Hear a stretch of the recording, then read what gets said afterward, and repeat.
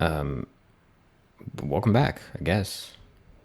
That's it. That's all I got. guess. Yeah, today's intro's a little lackluster. I'm sorry. That's how it goes. I spent it all on last week's intro, which is great, by the way. We're here. We're back. You know, it's your favorite. It's your boys. It's your favorite boys. The Vertical Thoughts Rock Climbing Podcast, the premier climbing podcast. Brooke, welcome. Thank you. Xavier, welcome. Welcome Hello. back.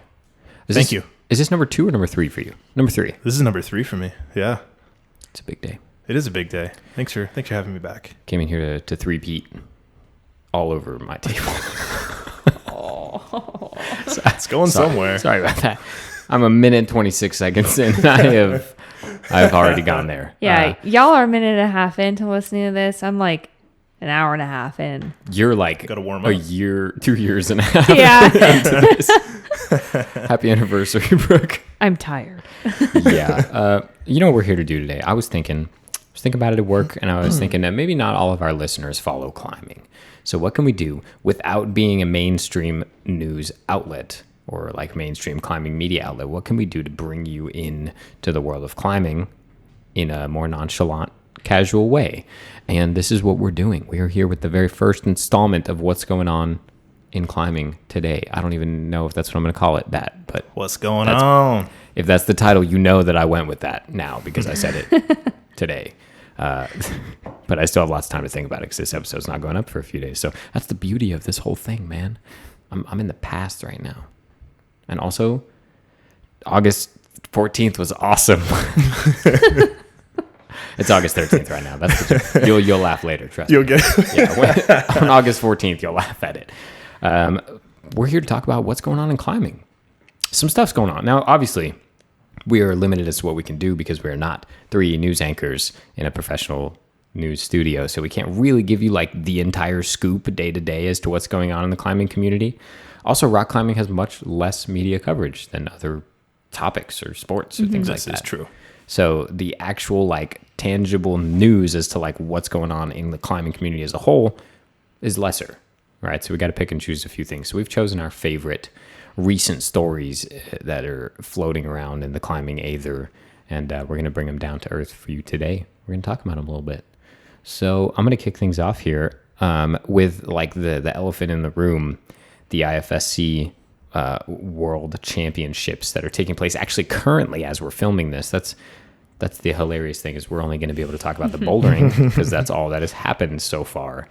So even though you're listening to this and the competition happened last week, I don't know who wins lead. So, I mean, you know at this point when you're listening to this, I think, I'm just going to throw this out there, I think that Jakob Schubert is going to win lead. That's just what I'm saying, you know. Anyways, if He's got money on the table. Yeah, if it didn't happen, then you know I didn't say that. You can't prove it.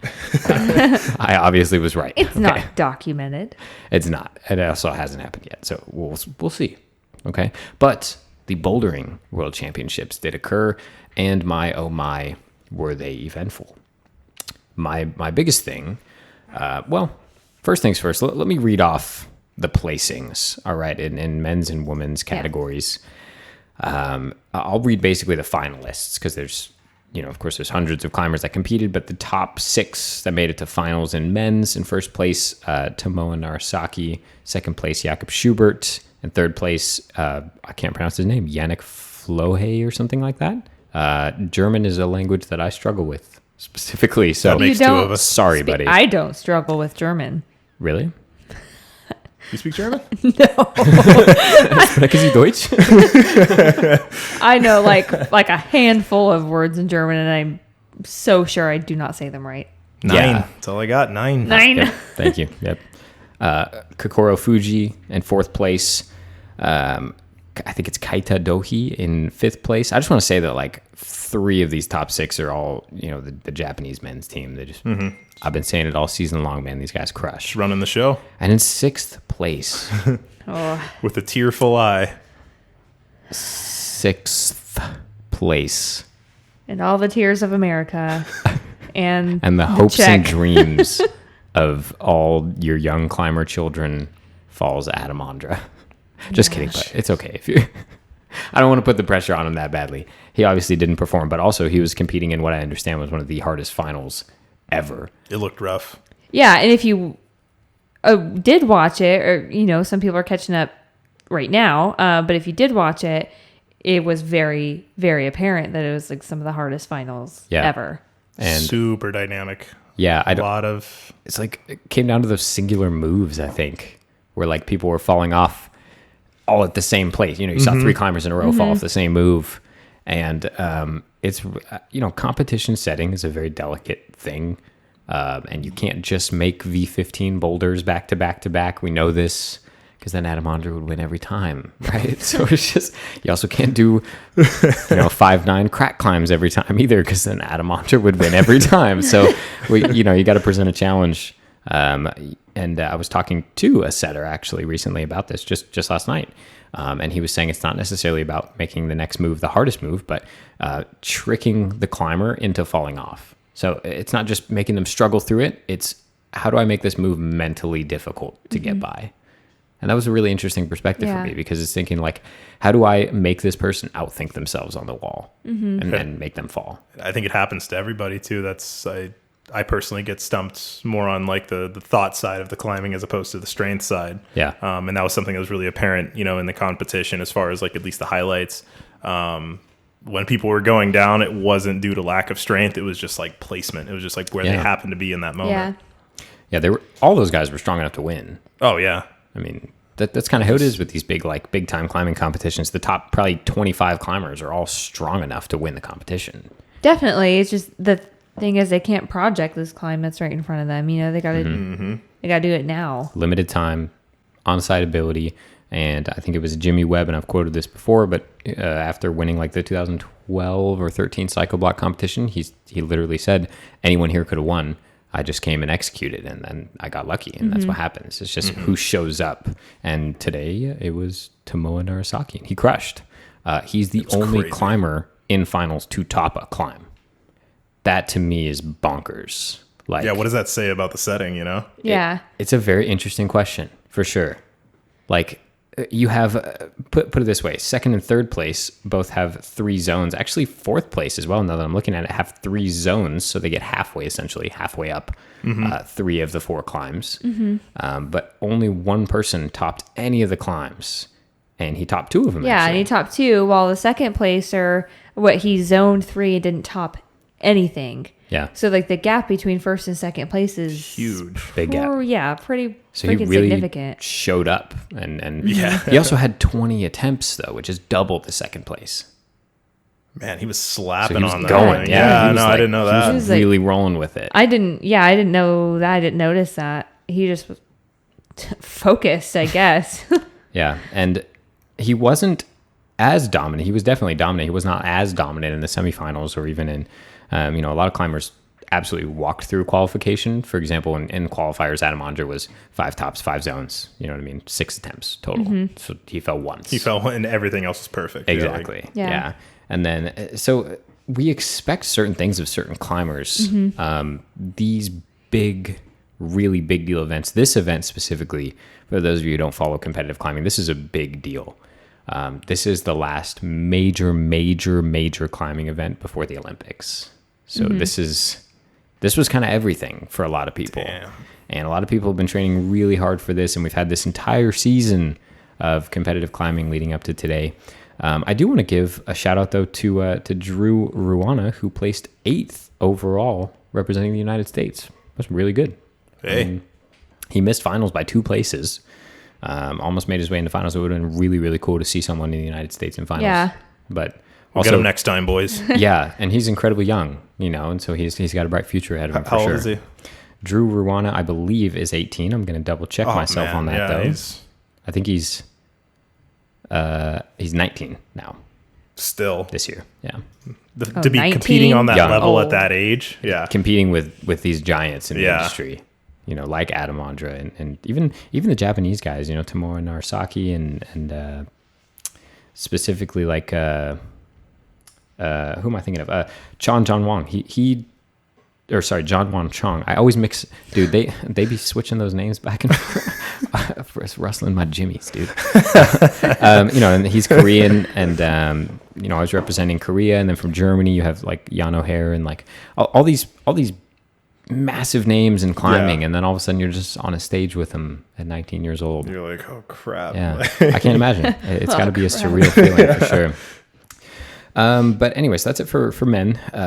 Interesting result. Adam Ondra with 0 tops and 0 zones in finals. I feel like, and I kind of learned this in our episode with the setters, and kind of hearing from that side of climbing, how when they're getting ready for competitions, they make their climbs, or they set their climbs, I guess, like in consideration of who's competing. Yeah. What are their strengths? What are their weaknesses? Like, how can I challenge them? And their height, like all these different things about the competitors. Like, I almost feel like the setters for the finals were like, all right, so Adam's gonna come. So Adam Ondra is not gonna win. They just like they have their meeting of setters, and the head setter just goes, Adam needs to lose. And they're like, whoa, we can't make him lose. But yes, we can. He's like, trust me, this comes from deep into the climbing hierarchy. Adam Ondra needs to lose today. This is round table shit. We are deep into it, boys. Put away the cracks. No cracks today. But that says something about the way I will always call back to Marion when Adam Ondra was the only person to climb the crack. Yeah, and everyone else was like, how does this work? What is crack? Okay, I'll just plug that one in. But like, kind of like Brooke was saying, like that mentality carries over into the finalists. It's like, okay, everyone here's proven themselves to a certain level. We need to make sure that nobody here is flying through this. Yeah. So absolutely. You get to that point, and then you end up with these super ugly, heinous climbs. Yeah. But it is damn fun to watch. So yeah. And they are beautiful. Wow. Dang. Great job. That was good job, boys. We're all proud of you. So aesthetic. Made me happy. For the female, not as much upset in the female competitive climbing world. It's everything. You get 3 guesses who won, right? And you better get it on the first guess. All 3 of mine are Yanya. So if I'm wrong, just kill me now. Yanya showed up 3 tops, 3 zones in the finals. She killed it. She's unstoppable. I literally don't think in a way that's fair to the other competitors, they can make a problem that will stop her. That's going to stump her, yeah. She just cruises through everything, it seems like. If it's humanly possible, that's kind of what it seems she's like. She's going to pull it, yeah. Like, Yana's going to get it done. Yeah. And granted, I mean, I'm sure there's climbs outdoors she can't do. That's life. I forget that often. Yeah. She's not necessarily the greatest climber in the universe. However, in the competition scene right now, I find it difficult to see how they're going to make her lose, to be honest. She's just killing She's it. not getting the Ondra treatment. No, she's not as easily. The Clintons are not going to come in and shut down Yanya. Sorry. Jeez, that took a turn. We didn't need to bring that. Hard left from that. Second place, Akio Noguchi, another Japanese superstar that's been crushing it for I don't even know how long, years and years. Something kind of cool though, Shauna Coxey has been kind of taking a break from competitive climbing for a while, but she did represent Great Britain in 3rd place. This was actually Great Britain's first ever World Cup podium. Yeah, really big deal for them. How long had she stepped out the scene? Do you know? She had not been competing, I feel like, for at least this year, like at least this season. Wow. So to just show back up and then pull a podium, that's a big deal. I'm sure it's even possible that she was just training for this specifically. That makes a lot of sense. She's always been a top contender. Shauna Coxey's very good, very strong. So she showed up 2 tops, 2 zones in the finals. And then we have more names that I'm sorry. I don't even know. It's a world championship. Yeah, don't go too hard on yourself. A young lady from the Ukraine. It was her first world championship, and she placed in 4th. I can try her last name. It's Kazbekova, I think. That sounded clean. Yeah, her first name is like Levgenia or something like that. I'm really sorry. I didn't listen to it. I just watched it at work without audio, so I didn't hear the name ever. I still haven't heard that name, so I don't know how to pronounce it. My bad.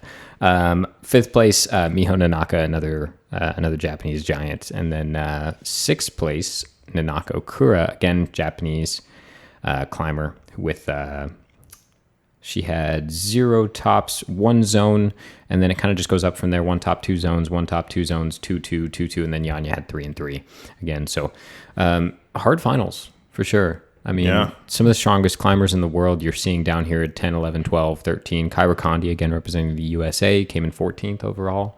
We're proud of her, man. It's really awesome. Getting closer. Yeah. We're getting up there into finals, and I definitely want to see the USA represented, and they're working for it. They're like really knocking on the door. So cool to see. Awesome event, worth watching. Absolutely. It was an amazing season for the IFSC bouldering championships. Yanya obviously murdered. Tipped my hat. Yeah, she's the first climber to ever have won all 6 events and the championship back to back. She was the first just to have won all 6, bouldering World Cups, but then she wins the championship on top of that and just continues her domination. Let's see if she carries it on to lead climbing is all I can say. I have no doubt she will. Really, she's unstoppable. That's it, dude. That was the IFSC Climbing World Championships. Took place in Japan in Hachioji this weekend, pretty much today. Again, we're recording this on August the 13th to be posted this coming Monday. So this all already happened. The lead event was awesome, I guess. I guess. Go watch it. That's the status of the bouldering. So we'll get to that. Yeah, super cool results, though. I mean, surprising for sure. But it's been an amazing roller coaster of a season. So that's like my competitive climbing update. I'm going to try to give you guys competitive climbing updates more often because I think I need to be your gateway We watch drug. a ton of it. It's Yeah. kind of funny how it doesn't really play out like in the podcast too much. As much as we watch it, we don't talk about it as much as on here. I'll try to maybe like once an episode just toss out an update if I have one, or maybe once every other episode or something. But especially as we near the Olympics, this stuff's becoming very important. So, dude, the Olympics, it's gonna be sick. I'm excited to see that. And this event too was a nice precursor to the Olympics. I think we're getting to see really the status at which sport climbing is reaching. And how it's growing. And even this World Championships was far different than last World Championships last year. So it's changing. It's evolving. So congratulations to all the climbers out there. You guys did awesome. It's really cool, again, to see USA really scratching at it. So we're getting there. Kill it, guys. Moving forward here, I mean, we got more to go through than just competitive climbing. What's going on in the world outside of competitive climbing? Who's got something for me? Well, I think it'd be a good idea to kind of sandwich these a little bit, like positive. I like sandwiches. Yeah. Negative, positive. Sandwich guy. Yeah. So, is a hot dog a sandwich though? Oh, we don't do controversial topics here, Liam. Clinton hot dog sandwiches, like you're pushing it, bro. Google Siri Bill Clinton hot dog sandwich. You've managed to piss off the Clintons, Disney multiple times while I've been here. I don't want to talk about that. I've since been silenced by Disney. A couple of suits knocked on my door. Couple of suits. And Mickey Mouse suits. A couple of Disney princesses came in his door. overall that comes suit up every time. Just kick the shit. Okay, sorry. What were you saying, bro? Yeah. Sandwiches. Well, Sorry. with these updates, I think it's a good idea to, sandwich them all, negative and positive. We don't want to. Yeah. We don't want to.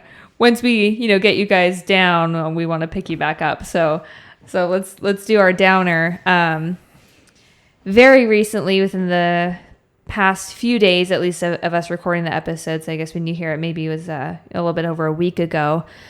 We lost a fellow climber, Ken Anderson. He was trad climbing out in Squamish. He fell and he died on August 9th. So today's the 13th, wasn't too long ago. So it's pretty fresh news for us. Yeah, and definitely, I mean, it goes without saying, our thoughts and prayers out to those who are affected by this. It's definitely. It's tragic. Especially Ken Anderson being a prominent trad climber, having set up to a 513D in trad, someone who really knows their way around the sport. And then just gets in a situation, as I understand it, where he's comfortable and doesn't feel the need to place protection. And it just shows how quick those split-second decisions can add up to really catastrophic events. Really sad. I think one of the details even said that it was a route he had soloed before. Yeah. So the fact that he was even wearing a rope crazy. was a step up from what he had normally done. Right. Yeah. And it's just like that like you said, yeah, that almost complacency. I don't like using that word, right? But it almost kind of comes that way. You know, Definitely. it's like you're used to sending way harder. So when you take that big step back, you kind of forget that like it's still up here and it's still nature. And I'm not sure, you know, it could have been a really simple mistake, or did it say like a hold broke on him or something, or?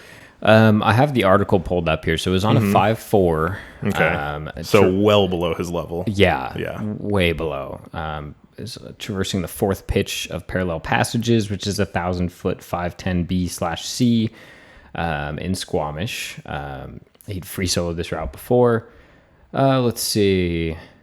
Yeah, he was climbing terrain that he was very familiar with. Roughly 5:10 climbing to reach the spot where he landed and waited for his partner. He was not wearing a helmet. It does not say if a hold broke, but I seem to remember reading that somewhere. Yeah, here we go. So he's halfway up the pitch when a hold broke, and he fell. So totally unpredictable. Yeah. That's the nature of trad climbing and climbing in general. Yeah, it's super crazy. Like when you're out in the wilderness and nature and your terrain that you know really well, it doesn't mean that you control it. Yeah. You know, there are so many factors that you have no say and you have no control over. You can't see them coming even. And it doesn't matter how experienced you are, what the grade is that you're climbing, anything can happen. Yeah, we are borrowing these rocks. We got to remember that. We are. It's a very good way to put it. Lent these from Mother Nature. These are not our rocks. So, and it's kind of the same mindset that drives people up the wall when they see things like chipping holds and stuff like that. Is these are not, we as climbers do not own any of this. We are leasing it. This is stuff that we're using. You know what I mean, with permission sometimes. And in this case, it's up to the rock if it's going to break or not. It's really, at a certain point, it's not up to you anymore. No, all you can do is prepare, which is setting pro and you know, bring in the right kind of gear. But even then, that doesn't always guarantee it. Absolutely. I mean, I guess, you know, you could also say that's what makes the sport so special, is that you don't get to control everything, you know. And if you're lucky enough to get through the ride, it's great, you know. But unfortunately, it's not a guarantee. Yeah. Yeah, and it proves too that any climber at any level, no matter how familiar you are with the sport, or even with the leg of the sport in which you excel at, in this case, trad climbing, no matter how good you are, it just takes a split second before you even realize what's happening, and you're tumbling back down the wall. Yeah. So very sad. We appreciate those who, you know, reached out, not to us personally, but to the climbing community to make the news available for the public. This article that we're using specifically and referencing is from Rock and Ice. So we appreciate outlets that use, you know, their reach and their outreach specifically to promote things like this that help us, you know, to both reach out to those in the community who were affected and also to promote positivity throughout the community and staying safe. Yeah. You know? I think a story like this is so important to share because it's not that he was being stupid, you know. He was super experienced at doing something that for him is really easy. It's not like he was free soloing, which I respect that very much. Sure. But sharing those stories, I mean, not that many people can relate to that. A lot of people can relate to Ken Anderson's. You know, they climb all the time. They feel comfortable. Yeah. He's roped. He's, you know, not doing everything he was supposed to, but he felt great about it. He had free soloed that. Like that it's just ridiculous that he had free soloed it, and then terrain he was very familiar with, and then he comes up with ropes on it, and I'm sure at that point it just kind of felt silly to him. He was like, I guess I have ropes here, you know.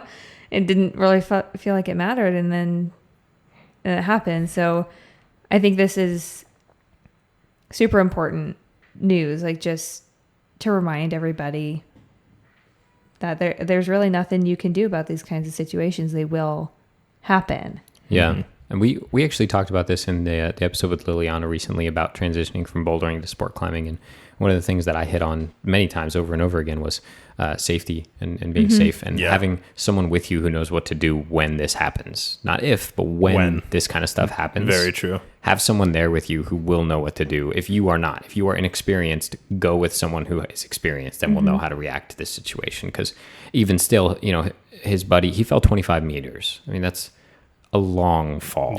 Yeah, that's an incredibly long fall. His buddy climbed up to him and waited with him, and unfortunately, by the time the Canadian agency, I forget exactly which one it was, but it says right here, the Royal Canadian Mounted Police, epic name, by the way. But Mounties. The Mounties, yeah. By the time they were able to reach him, there's nothing they could do. It was too late, yeah. Granted, it's certainly possible that if they reached him in 10 seconds, there was nothing they could do. Mm-hmm. You know what I Yeah. mean? So it's just the nature of the sport is dangerous. And I think sometimes it takes something like this happening to remind us that this sport is dangerous. We get a little bit too lax outdoors, and we're used to this, and we toss our gear down and we just go up the wall, and it's just another day at the office pretty much. But I think we forget to tell ourselves that what we're doing is, again, we're borrowing. Inherently dangerous. Yeah, we're borrowing the stuff we're climbing on, and it can be unpredictable. It can change. So sad stuff. Again, our thoughts and prayers go out to those affected. Ken Anderson, for those of you who are wanting to look it up and read the article on Rock and Ice, he was 33 years old. Very good climber. Yeah. So sad that we lost him today, but the community is definitely standing with it, and that's why we're here. So if you hadn't heard about that, now you know. You know. And we know too. It's cool that this kind of stuff is available and made known publicly. Not that it needs to be publicized necessarily, but again, for the outreach and the support that comes with it. So, Definitely. What else? What do we got? Right. On the Moving lighter forward. side of things, but staying outdoors, did you hear about, I think it was Jesse. Yeah, Jesse Dufton. Yes. His first trad lead on a 510A. I heard about But it. the I guy didn't see is it, though. blind. He cannot see. So this man is setting trad. This blows me away. This guy is 510 setting trad. cams, 510A trad, mostly by touch, according to the article. So he's literally feeling the holds and cracks as he's moving. Well, okay, he better got some good gear. Yeah.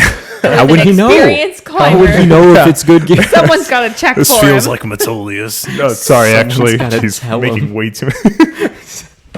Dude, oh my God, he- that sounds so scary. I know we're maybe being insensitive, but that's nuts. That's No, crazy. no, it's like out of like pure respect because Yeah. it's just such a fearful concept for me. It's one thing, even if he was following, it would be crazy, you know. And, Oh, and yeah. you might like, oh, the advantage is there's no exposure, like, like, but no, he knows what he's doing. Yes. Shut It your was 6 goddamn mouth. pitches, and he let it. So this guy's setting gear.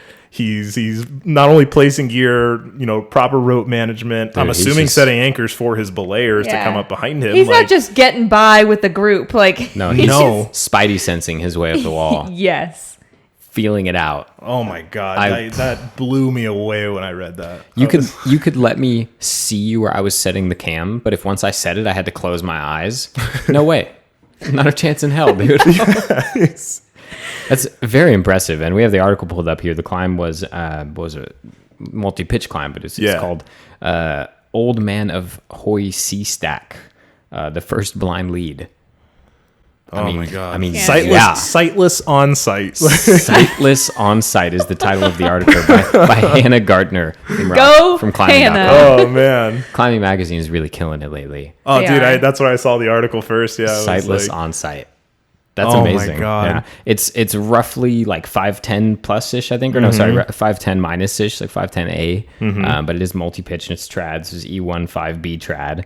And they did film it for the upcoming Brit Rock film tour. So I'd be down to watch that. I will be watching. Yeah, he won't.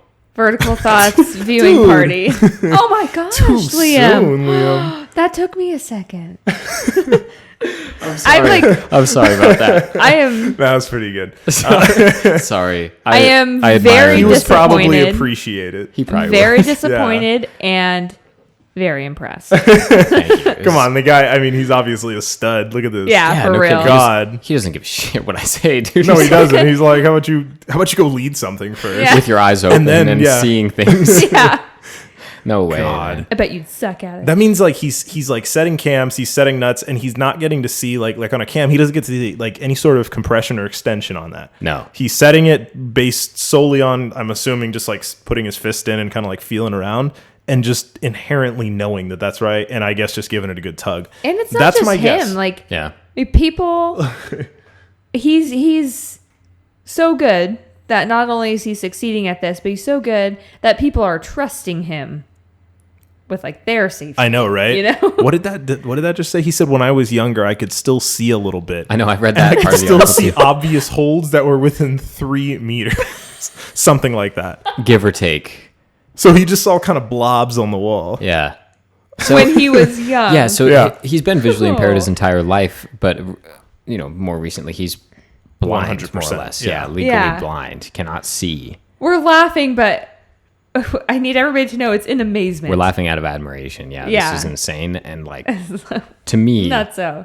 baffling.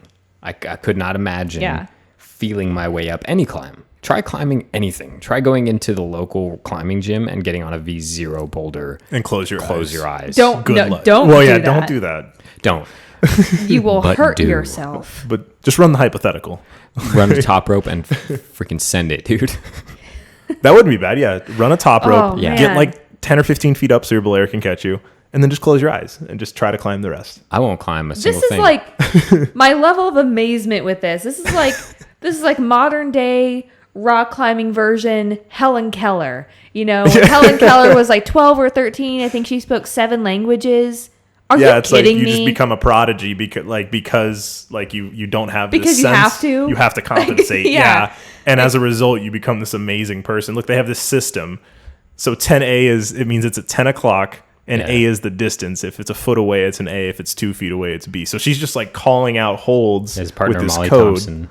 Yeah, excuse me. Yeah, Molly Thompson is calling out codes, and he's just kind of, first off, trusting her inherently, Right. and then pulling these moves, and then setting gear. Based on cardinal directions. Yeah, and touch. Yeah. That's nuts. That's like scary. All of my laughing is pure, just Yeah. stupefied fear. Yeah, we're laughing out of, like Brooke because said, my amazement. body can't This is like amazing. Yeah. react in any other way other than like what? Dude, and I'll tell you what, Jesse, when you're ready to come on in here and chat with us, dude, I Yeah. sincerely... I'll just watch. I don't even want to be on the episode. I don't feel worthy, but sincerely would love to chat with you about this. I mean, amazing stuff that this guy does. Absolutely look him up. Jesse Dufton, Dufton. Give him a look, dude. I mean, he's done this before. This is not his first climb. He's been around the block. He's done many climbs. So they have a system. And again, this was an on-site. I just want to throw that out there again. yeah, this guy wasn't wrapping down and projecting or anything like that. Look at him No. setting that big old cam. I'm pissed. Oh my Yeah, God. on climbing.com is where we're reading the article, and there's a very I don't know. I don't want to say disturbing, but it's a very intense picture of him. I think the doing his context- thing. yeah, the context is disturbing. You're right. Just because you know that he's doing something right now that he can't see, and it's something that's hard normally when you can see, Yeah. and like is a little scary, even. God. But he's locking that giant cam in there, dude. He's I know, really going right? For it. Where's like this level of confidence? I need that in my life. He definitely talks about it a little bit in the article about his upbringing and how this is like was not even a choice for him. This is his life that he was brought into, and Just here like he is Helen doing his Keller. thing. Just Yeah. like Helen Keller. Giving us So he's less reasons to make excuses. I know. yeah. And this climb was in Scotland. He's going to continue, I'm sure, going around the world sending your proj blind. So Yeah. just really get So used to that. Get ready for It's that 'cause confidence ding, boys. yeah, absolutely. Hey, I'm crusher. Jesse. Super I'm cool. sending your proj blind. Yeah. And you're probably ugly. Can't tell, but I think you're probably But ugly. I feel like you're ugly. Better looking than you are. You're at Sorry. 10A and you're ugly. 5'9" climber, and you look like trash. No, but it's nothing but the utmost Jeez. respect. Super cool. I mean, really, like, this is news. This is what I want brought Yes. to my Instagram, Facebook feed. Dude, I laughed at work when I read that. Once again, just like, yeah, Yeah. right. You guys This are shitting needs me. to This is like a be- funny thing, right? Yeah, you would and then I think. read it and I was like, no, this guy actually did this Yeah, shit. this needs to be like broad spectrum news. We need this on CNN and Fox News. Yeah, I agree. Dude. I Get think that everyone- This is not a partisan issue. Yeah. this guy needs more attention for sure. I mean, Call BBC. Let's get them all in here. Send them. I'm gonna call YouTube. I'll call YouTube and I'll get him in here. Yeah. Okay, yeah. Yeah, With your You Disney will- connections. They're pretty Yeah. busy. You might need to send them a text. dude, YouTube and I are like this, dude, like this. I'm intertwining my fingers if you're listening and not. Where do I watching. fit in between those two fingers There's- intertwined? Listen, this town ain't big enough. Oh my gosh. Okay, we're gonna move forward now. Xavier, you have one more to bring up for us. Okay, right? I feel like I have all the funny topics. That's all right. They're fitting for you. They're good topics. Here's Brooke to talk about death. This is and- this is news. This one, we we laughed for a good 20 minutes about this before we even thought about turning on the microphones. Yeah. So Jimmy Vans. Jimmy Vans. Jimmy Van. He's so excited to say it. That's he his can't new get name. the words Sweating. out. I'm so Hashtag excited Jimmy to talk Van. about this. And it's hot in here. Yeah, it's a little toasty, but it's okay. It's keeping me on point. We have to turn the AC Jimmy off with Chin's mics. camper van is now available through rent from a company called, what's the company called again? Turo. Turo. T-U-R-O. So you can rent Jimmy Chin's van for the low price of $250 a day. The low cost. I mean, guys, it's a steal. Like, Yeah. why would you not? Now, Oh, man. I'm on the fence about this. Yeah. Because, like, it's justified in a sense. Sure. I'm gonna justify it because, like, Yes. there's only one Jimmy Chin. There is. And there's only one Jimmy Chin's 2012 Chevrolet Express all-wheel drive. All right. So That roaring Chevy overhead valve engine. That's livable really- for anyone that doesn't know. Like, it's... yeah, it's like a fully converted van. Yeah. It's got like a bed and like a little stove and places to store your climbing gear. There's nowhere to put your money. You won't have any left after you're done. No, yeah. Just And so leave it. while Jimmy's out traveling the world and, you know, being the stud we know him for, you are more than welcome to come by and rent his 2012 Chevrolet Express all-wheel drive. But Yeah. we did the math on it. Yeah, so we did some math. We were curious about this. And again, I also have mixed feelings because it is novel. I will give it that. People pay for novelty all the freaking time, dude. Yeah. So, like, you know, someone's going to do it. Just not me. Because, you know, we did some math and you can purchase, you know, like outright purchase in cash a very similarly set up van prior to the camper setup, granted. So similarly set up in terms of just the base van, you know, the similar 2012 Chevy 1500 Express van extended, roughly around $13,000, $10,000 to $13,000. You can spend more than that for a lower mileage unit, but,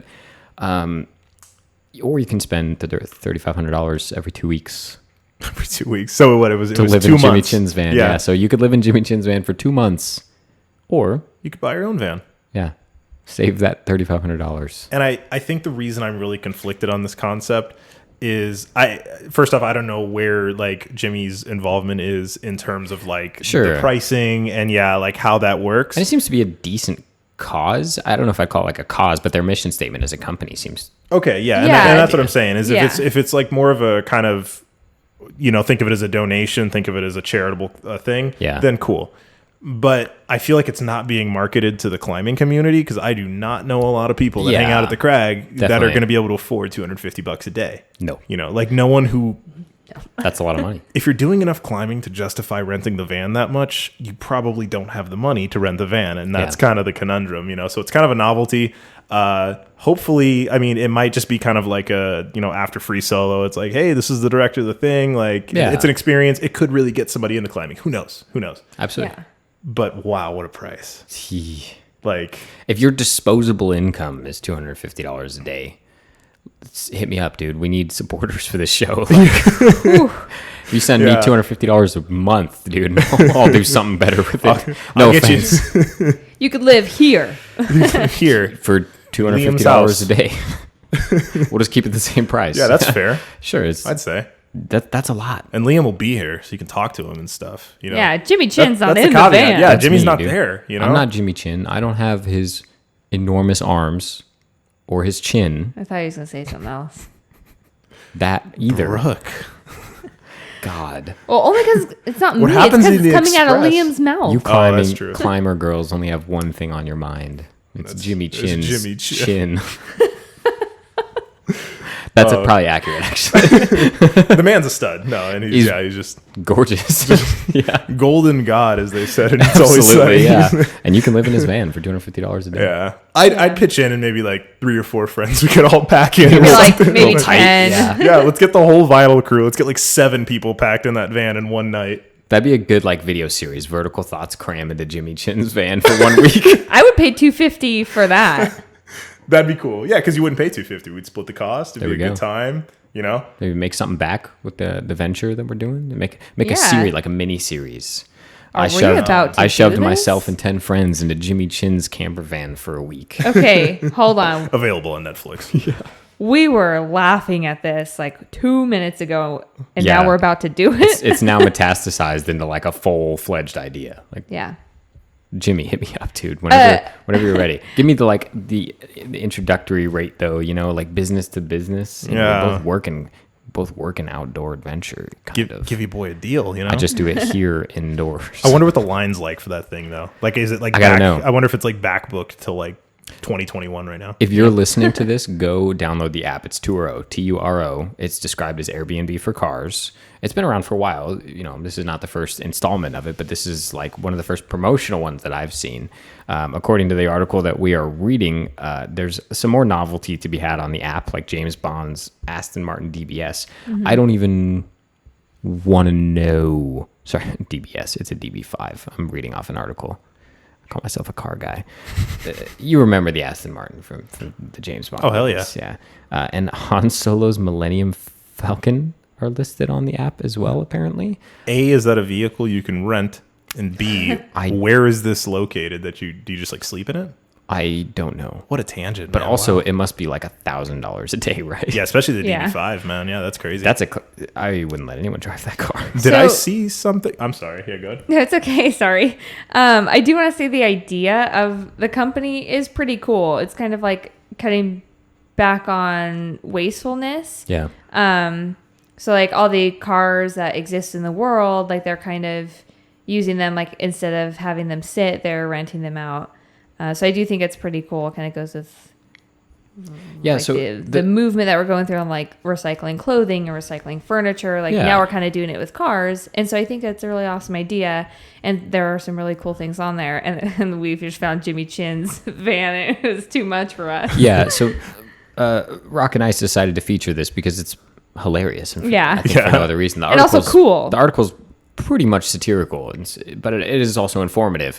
There's some interesting information in the article. Are you seeing this rental thing? Yeah, so That's- that's yeah. one of the things I'm seeing. But one of the other things I'm seeing is that I don't know, the Turo's mission statement or whatever is quoted to saying that the average vehicle sits idle 95% of the time, and I'm genuinely curious where that number comes from. That I don't. Yeah. What is the average vehicle? Yeah, it was- is that it an was American average. thing? Is that Because I don't buy that. 95% of all vehicles sit 95% of the time, or is that the Yeah. What No. is the average the vehicle? mean? Yeah. So like that's- Numbers are. fun to play with, aren't they? Yeah, they can be. We're having fun. Just ask Elizabeth Holmes. I'm really. Sorry. She doesn't even have anything to do with climbing. I just had to throw that one out. Got to do it. Yeah. I'm really digging the. It says if you're a bit new to this whole climbing thing, no worries. You can rent shoes, rope, and a rack for $10 a trip, as well as a helmet, sleeping bag, and a backpack for $5 each. What kills me is like all the gear that's like going to keep you alive is considerably less than the van you're going to be Yes. sleeping Yeah, in. and it's available at a vending machine where you pick up the pen. It's not. I just made that up. Just a man standing outside. Yeah, it's just Jimmy Chin. It kind of reminds me of like, Yeah, it's like it reminds me of like when you rent a U-Haul on the app. And then you're like, do you want to add moving blankets? Yeah, and you're like, Do you no. wanna add a and they're like, we dolly? put them in the van anyways. sorry, mother. if you touch them, yeah, you can. Thank you. Sorry, motherfucker. We already packed them in. That's Yeah. part of the 250, idiot. Dude, they still put the dolly in the van, even if you say no, and they put a zip tie on it. And if you break the zip tie, they charge you for it. Yeah. Damn, that's like the Vegas hotels. Yep. With like the. It's the minibar principle. Mm-hmm. Yeah. That's so smart because like you're gonna get in a jam and you're like, fuck, I forgot I had to move the refrigerator. Yeah. Just like good thing snip we got it. a dolly, Yeah, yeah. we didn't tell them we were buying it. And We'll like, put a new zip tie on it. And then they're like, you didn't think we... this guy's slick. I saw your broken zip tie. Yeah. It's like that's. I our know zip that's a tie different also zip had tie. a strand of hair on it, and the strand of hair is moved. So Sorry. got him. It's crazy. It's very novel. Man. Very novel concept, right? Dude. But I mean, if you see a video series about Vertical Thoughts renting Jimmy Chin's Yeah, van don't be surprised. You'll know where it was born. tonight here with us. Yeah. And speaking of U-Haul, it'd be really sick. Like I've always thought of this and I'm just now thinking of it again. But like to rent a U-Haul for a weekend, what would stop you from once again packing like 10 people into a U-Haul? Like not like while you're driving, obviously, but And- like it becomes like the campsite. Yeah, I was gonna say, and a couch, and you could That's fit what I'm like an saying. entire Yeah. living room. Like in you could there. like really run it, you know? Yeah, that'd be cool. And you'd probably get out a lot better than $250 a day. Yes. I bet $250 would like cover me a couple days, you know? Yeah, So Maybe just a concept.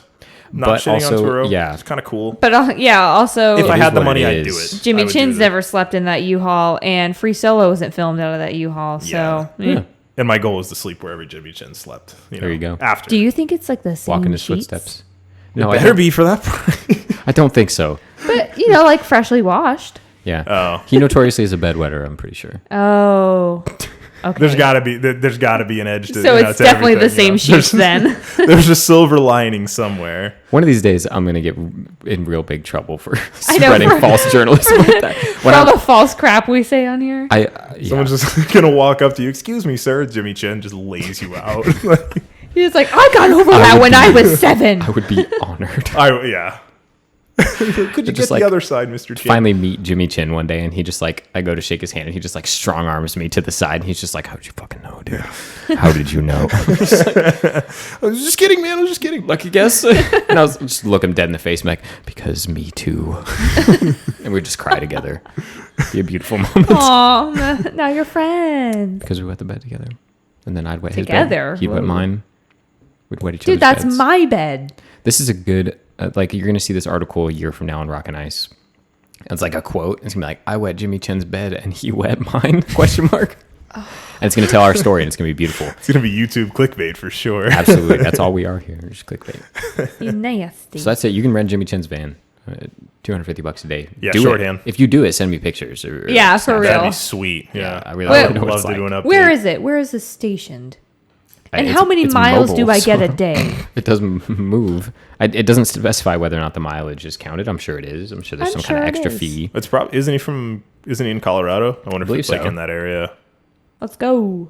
Yeah. Yeah, but what would stop you from like renting it and just dropping it off in like the Florida Panhandle and then just leaving it there to be a dick, you know? Yeah, there's got to be some kind of weird programs built into the app. to Yeah. protect that. Yeah, 'Cause that's true. That falls into the app's jurisdiction where, Yeah.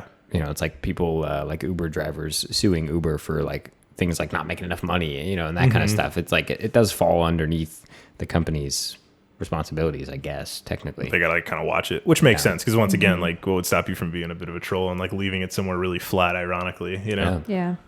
Just It's a concept. yeah. Yeah. So very interesting. But moving forward here, we got more for you.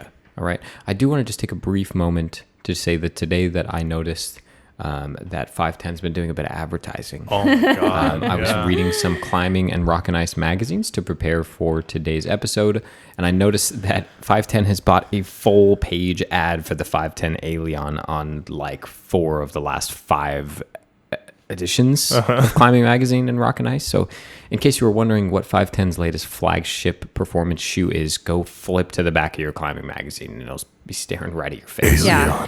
The Alien. For the last several months, for this year, basically, just grab any of them. I'm not gonna lie. After I saw like the 5 in a line on your table, though, I was kind of like, "Well, what Damn, are that they?" shoe looks kinda Yeah, good. it looked better the more I looked at it, and I was like, maybe I should go check it out. Something to this whole advertising thing.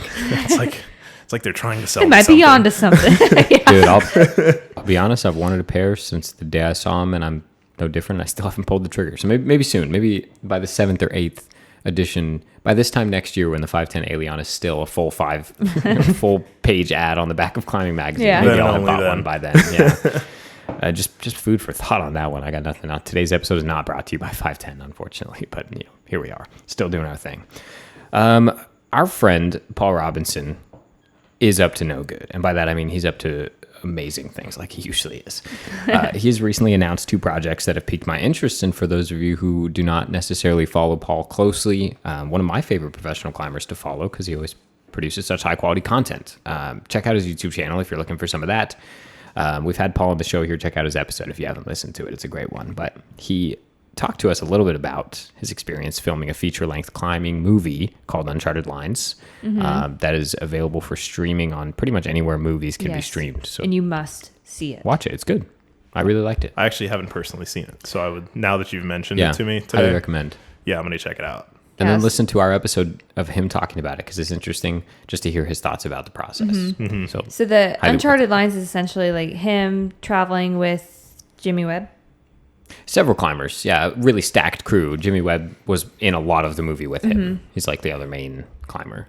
So basically, it's Paul Robinson with other climbers, Jimmy Webb being one of them, trying to basically like seek out new climbs and like identify them and do the FAs underestablished areas. Yeah. So like they're basically just kind of traveling all around and they're finding new climbs.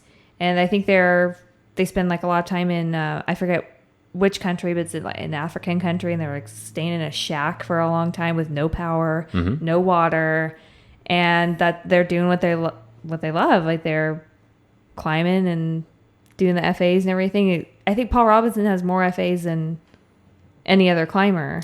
I don't know if it's can be proven. Right. But I'm sure I would put good money on him. He's up there. He was quoted to say he's up in the several hundreds of FAs. That's insane. Upwards of 500-600, I believe, is what he told when I think it maybe was Friction Labs. One of the companies reached out to him and was just like, "Hey, by the way, how many do you have?" And he was like, "I don't know, 500, 600, something like that." I stopped counting a while ago. I don't know. Yeah, it's pretty nuts, but that kind of ties into what he's doing. So. He's doing stuff. He's making moves. So Paul Robinson has long time been known for his establishing of climbs in the community and always putting up FAs and insane numbers of really, really hard climbs. A lot of people climb really, really hard stuff, but he does hundreds of really, really hard climbs, and so there's something to that. And he's been doing it for years and years. And recently he announced a project of a race to 1,000, basically. And his idea is he wants to... by 2020 or by the end of 2020, he wants to have climbed 1,000 climbs 8A or V11 or harder, which I would love to do one. Yeah. By 2020. One, maybe a whopping 2. Or I don't know if I'd love to do one of those. That might be too much for me. Yeah, depending on like where you're at in your climbing progress right now, by the end of next year, climbing V11 may not exactly be reasonable. Nope. Not for me. No, especially outdoors. Yeah, that's kind of intense. But from what I understand, he's over halfway there. That's ridiculous. Mm-hmm. Yeah. So, and he didn't just start recently, and since then he's done 500 climbs. You know what I mean? He's backdating all the climbs that he's done. But when was the video? It was his first V11 yeah, 03 or something like that. Yeah. Yeah. It was So he's dated. coming up on 20 years. And he hasn't been like actively trying to get to 1,000 since his first one in 2003, but just until recently he kind of realized how many he'd had, and then he was like, I think I'm going to shoot for 1,000. And then he's like, I probably can't do that, but I'm going to aim for it anyway. And then as he's ticking some off, he's getting closer and closer to 1,000. He's like, I think I might do that. Yeah. I might get so I guess he there. had the idea a while back, and he's been kind of toying with it, and now he's bringing it to fruition. So that'd be really cool to see. Follow the progression. He's posting update videos on his YouTube channel consistently, and also just good content. We're big fans, so check it out. But I also noticed something else on Paul Robinson's social media recently. Just made an appearance on his story just for one day. He had posted a graphic that he was making. Mating? He was mating a graphic. Oh, no. He was making a graphic. You know where Liam's Yes. heads at, huh? I always think of mating when I think of Paul Robinson. When are we done with this? He was creating a graphic of some kind, and it most definitely said Uncharted Lines 2. As clear as day, as clear as I see you two now, I saw the words Uncharted Lines and the number 2 in that order, respectively. And the number When 2. did the first one come out? That's a good question. I think it was like 2010 or 2011. Okay. But it's okay because computers exist. But watch this. Hey, Siri. When did the movie Uncharted Lines come out? We're doing this live just for you viewers. I'm not sure. God. Siri. And there goes that Siri. Apple endorsement. Really, yeah. Siri's not a climber. We were gonna try it out, but Apple, it's really not working here. I was gonna give her a chance to really come in clutch. Cortana would have done it. Did I say 2010 or 2011? That's when he started filming it. That's why I was thinking that. Okay. So it goes way So back, after. even longer ago than that. Yeah. The movie was released in 2016, and Okay. I knew that because again I studied all this stuff because when we interviewed Paul, but Yeah. the movie was released in 2016. It's been out for a couple of years, and in my opinion, it's a banger. It's strong climbers sending hard climbs that have never been done before. What more could you ask for? Yeah. As a climber, that's literally it. That's what we like, right? And that's kind of very popular right now, like with mellow climbing and all that kind of stuff. What Paul expressed to me, though, in our interview was And he used the phrase, if I were to do it again, which I thought was very interesting phrasing. Very foreshadowing. Yeah, he said, if I were to do it again. And He's I like asked currently working on it. I'm sure it's been on his mind since halfway through being done with the first one. You know what I mean? Because he talked about that the fact that some of the filming that was done for it was done 4 years ago, you know, as he's working on this thing in 2014. And he's like, you know, I kind of have all this stuff now and we got to follow it through to the end and make something. But he had already had more ideas as he was going along, and halfway through things kind of changed, and you know, the whole idea kind of changed a little bit. And I'm excited to see what he's going to come up with. I think that the first one was good. I really do. What he expressed was that he wanted it to be more mainstream friendly, to the non-climbers. You know, a movie that a non-climber would pick up, or documentary, I guess, that a non-climber would pick up and be very interested in watching. And that his words were saying, we can't all be Alex Honnold. You know what I mean? We can't all do something that grand, you know, and drive viewership by just the feats of accomplishment. So there has to be, you know, content in other ways. There's always a way. That's how I felt about like Valley Uprising. When I saw that, I wasn't a climber at all. It's a good example. But it was a good enough story that by the end I was so pulled in. I was like, wow, this stuff's legit. You know, I really believed it, you know? So very possible. So I'm sure he can do it too. I'm really excited to see what he does. So it may be, you know, maybe 6 years from now that this movie comes out. You never know. Movies, especially when you're not doing it with like a movie production company. When it's like just you, He's like basically. shooting at himself. That's nuts. I can't imagine making a feature-length film by myself. He's producer, He has director. help, like, obviously. Yeah, he's hands, but like. Yeah, but he's also one of the subjects of the film. Exactly. So I know, like, that's so much. You can only be behind or in front of the camera. Take as much time as you need. Don't die in the process, please. Absolutely nuts, but I am very excited. Likewise. I'm going to watch the first one and catch up.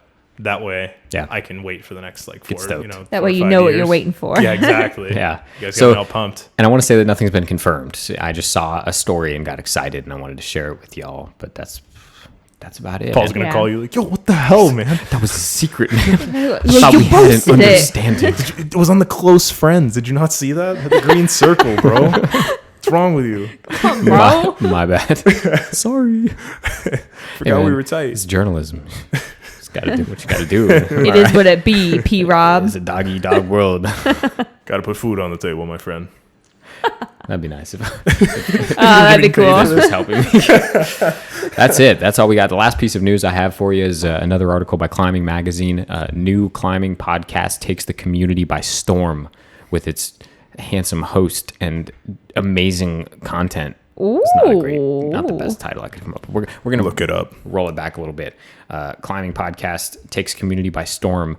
Host with dashing good looks and consistently grabbing content. There we go. Consistently grabbing content. Wow. For the masses. Lips of an angel. The lips of an angel woven. and the body of a goddess. A goddess. Yeah, that's me. Your host, Liam Wynn with Vertical Thoughts, The Lips of an Angel and the Body of a Goddess. Did anyone get my reference? Do you know the song? With the lips Yeah. of an yeah. Oh, yeah. I got Come the on. reference. Oh, okay. I was worried for a second there. You didn't. Ultimate like You didn't grunge era pick it up. cheating bop. Yeah, dude, absolutely. Nickelback's my favorite band. All right, that's it. That's all we got for today. Too much. Thank you guys for listening. Episode 23 or 24.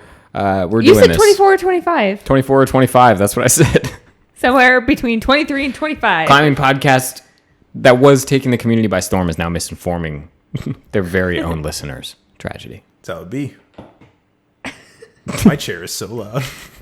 It really do be like that sometimes, man. We'll see you guys in the next one. This has been a fun one. This is the first installment of pretty much just what's going on in climbing right now. So if you're not interested, let me know. If you are interested and you want to hear just more little updates periodically about what's happening in climbing, maybe we'll even make this group a thing. You know what I mean? Periodically, we'll come in and talk about what's new in climbing. Ayo. I am down. That's it, man. That's all I got for you today. Thanks for listening. If you're still here, 1 hour in, almost 1 hour in, if you're still watching, you're still listening, just know we do this for you. Always. I do it for me.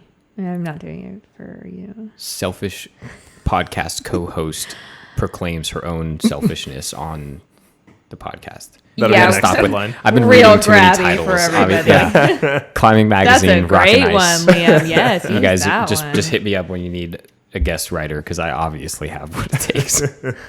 That's it. We'll see you next time. Thanks for listening. Bye. Bye. See you.